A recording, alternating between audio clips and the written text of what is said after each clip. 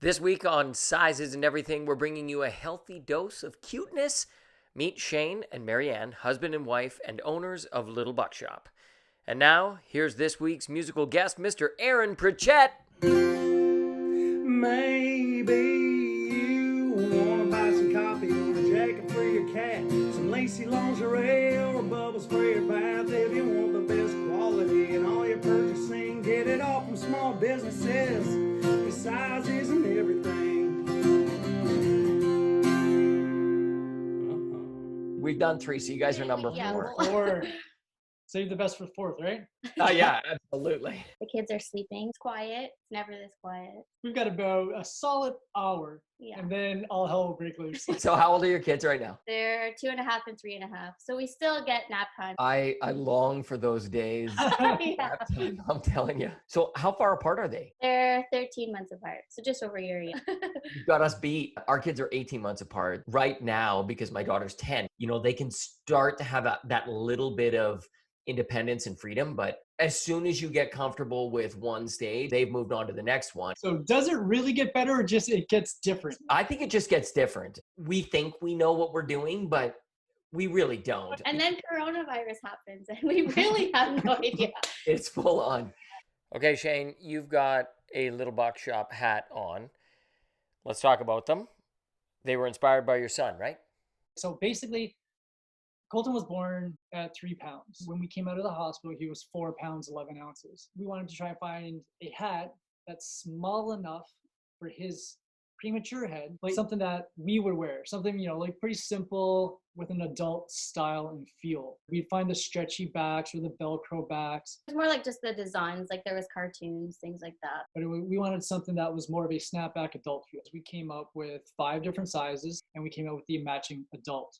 So you can match, your little guy or your little girl. There's a section on your website that I was inspired by. It touched me. I watched it this morning, and I remember getting the news from our midwife with our first child that there's a marker on her heart.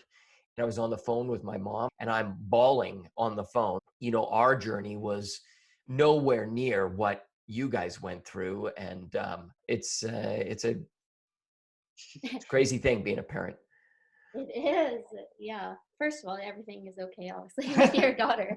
Yeah, as is with your son, right? Yes, everything did turn out great, which it's just like you said, when you're in that moment, it just feels like everything stops. Like you don't know if it's going to be okay. Going through your first pregnancy, she did feel sick. It was our first pregnancy. Like, I don't know, is this just normal pregnancy stuff? That's the thing with like preeclampsia. It's hard to see before you're actually at your 32-week appointment. And our nurse at our doctor's office is usually very upbeat, very chatty. And this day everything was just quiet, which was very eerie. And that's when the doctor came in. And the doctor, he's just very straightforward. Yeah, he doesn't care about like like obviously I'm a crier, so he doesn't care if like I'm emotional. He's like, here lady, you need to this is what you need to hear, and you need to go to the hospital because you're about to have your baby and you need to have your baby now. We were like, this is 32 weeks. We still have 2 months. The hardest part was for me, I couldn't go in and be there with her. I was just watching down the hallway, and I can see it as plain as day. I'm like watching down the hallway. Around the corner comes, the incubator with Colton in it. We had our son. I couldn't say a word. I was like bawling. I'm like, okay, well, where is Marianne?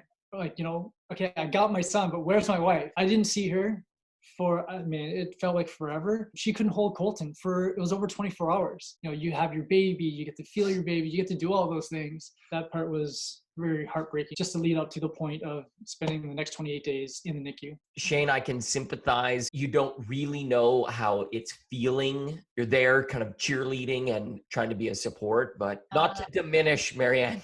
I don't want that to come across. You win the gold medal. Let's be clear about that.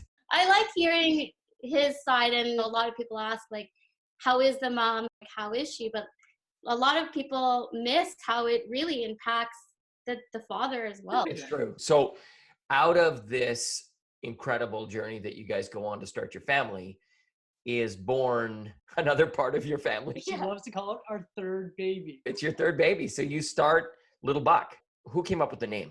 I don't know. I think Is this a controversial topic? I feel like they're like No. it's a song that we both Yeah. like, and it's about a father and a son. But I think I was like, this should be the name. It's a country song by Rodney Atkins, and it's called "I'm Watching You." He calls his kid Little Buckaroo. That's how we kind of came up with Little Buck. Yeah, I looked to her for her approval. I'm like, yep. So on your website, you have a section called transparency. I thought that was a really interesting indication of who you guys are and kind of the values that you put out. Everything that I've seen of your company is super meticulous and well thought out.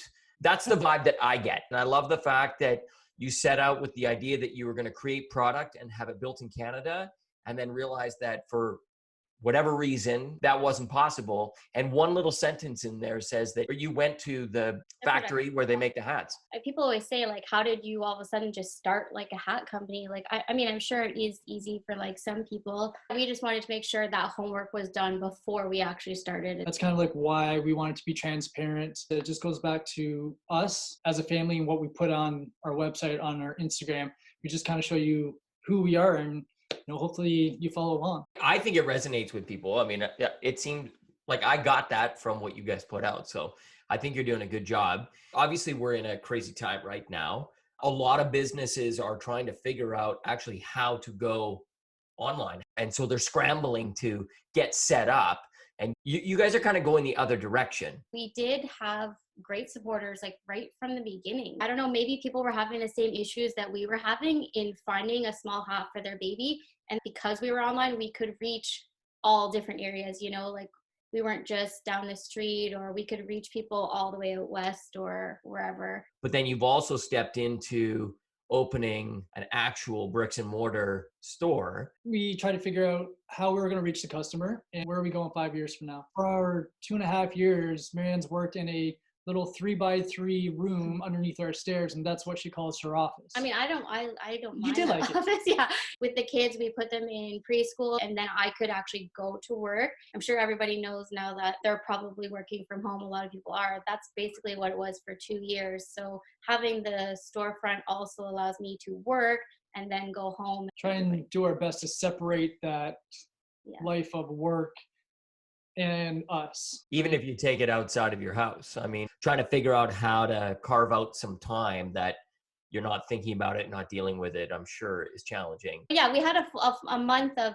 opening our store at least, and I did have time to sit at a computer. And actually, it was nice to be able to meet the local faces. I can meet their kids. I can see the hats on them. When you meet the people, they have a story to share. Yeah. We knew what it was like for the NICU to make sure they ran properly. When people purchase from us, we always donate back to our local NICU. We go in every Christmas, we get a bunch of other small shops together, we bring the kids, and we go in and we drop it off for all the parents that are in there. You don't know who's dealing with what. I think that's what we kind of miss from trade shows. We get to travel to different places and actually meet the people who purchase from us online, even further than just like our local area. We see them every year, and their kids get bigger and they buy like a bigger size hat. So it's been hard missing that. And financially, you're missing out on all of those trade shows. You just opened this beautiful new store. Are those the two biggest components? We still have to pay rent. You still have to pay for,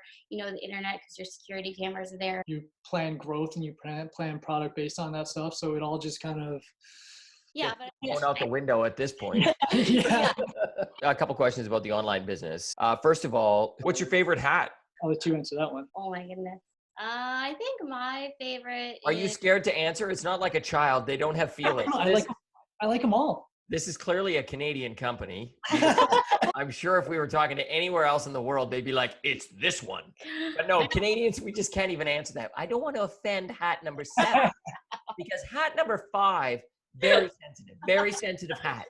It's so true. Yeah. Oh, we're so Canadian. My favorite is I think our new one, but I can't even talk about it yet. No, talk about it. Can't talk about it? We want an exclusive. We're going to put like a banner across the screen. Exclusive. I mean, our new hat, it's actually like really simple, it's kind of like our thing, I guess.